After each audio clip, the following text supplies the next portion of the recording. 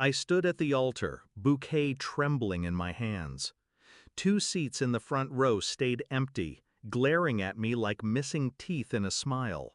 I kept glancing at the doors. They didn't open. Instead, my brother's voice echoed from the back, just loud enough for me to hear. They had better plans. He smirked like it was a private joke between us. The vows tasted bitter in my mouth after that. I smiled for the photos, but inside, something dark and steady began to grow. When I was a child, I believed my parents were unshakable pillars. I'd race home from school with drawings, and they'd pat my head, before hanging my brother's crooked stick figure on the fridge instead of mine. His has more personality, they'd say. I learned early to swallow disappointment, to live in the spaces they left empty for me. Still, I kept hoping. I thought maybe marriage, my marriage, would be the day they finally saw me. The call came 3 days before the wedding. Mom's voice was flat, almost bored. "Sweetheart, we won't be able to make it. Your brother's hosting a barbecue. He wants us there." I thought she was joking. "You're missing my wedding for burgers and beer?" Her laugh was short. "Family is important." I was family, wasn't I? On the day, I waited. Every footstep in the hallway made my heart leap, until it didn't. By the time I said "I do," I knew they had chosen him over me. Again. I didn't cry, I didn't scream, I didn't send a single message asking why. Instead, I started watching, listening. My brother had always been reckless with money. He bragged about investments he didn't understand, and I knew my parents helped him out whenever his ventures crashed. One night I overheard him on a call at a family dinner. He mentioned something about a property deal, under their names, not his. That was my first clue. I began piecing it together like a puzzle. A joint account in my parents' names, a property deed signed by all 3 of them, loans disguised as gifts. They weren't just enabling him, they were tied to him legally, which meant they were vulnerable.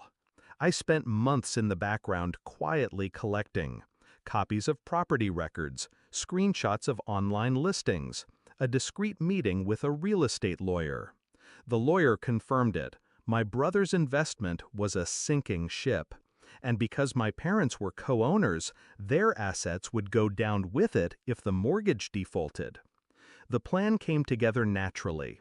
I didn't need to ruin him. He was already doing that himself. All I had to do was make sure I wasn't in the wreckage when it happened. Step 1, sever every legal tie between us. I had my will rewritten, my name changed on old documents, every financial link erased. Quietly, cleanly. Step 2, make them lean harder on the property.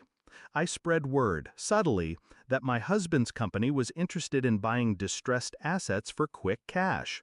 I made sure my brother heard. He called 2 weeks later. "You still got those business contacts?" he asked. "Why?" "Just wondering if they'd be interested in a property. Quick sale." I played dumb, promised to ask around. When they sold, it was for far less than they'd paid.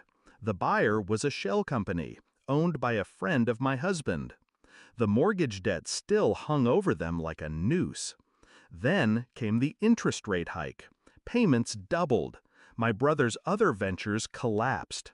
And suddenly, the 3 of them were drowning in letters from the bank. That's when I made my move. It was a Sunday lunch. I arrived uninvited, dressed in the same white dress I'd worn at the wedding. My husband waited in the car. Mom opened the door, startled. "Why are you—" "I thought I'd bring you something," I said, stepping past her. I placed a folder on the table. Inside, copies of the property sale, the debt records, and a foreclosure notice. Dad's face paled. "How did you?" "I told you once," I cut in, "family is important." My brother's jaw tightened. "You set us up." "No," I said calmly, "you set yourselves up. I just watched." I let the silence stretch until it burned. You missed my wedding, I said finally, for a barbecue. No one spoke. You made your choice. I made mine. I turned to leave, but stopped at the door.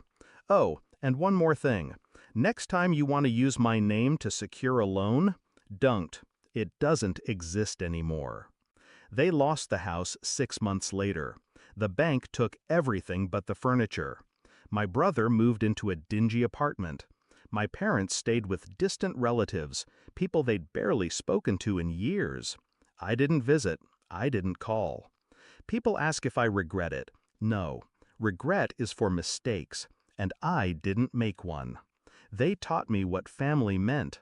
I simply returned the lesson, word for word.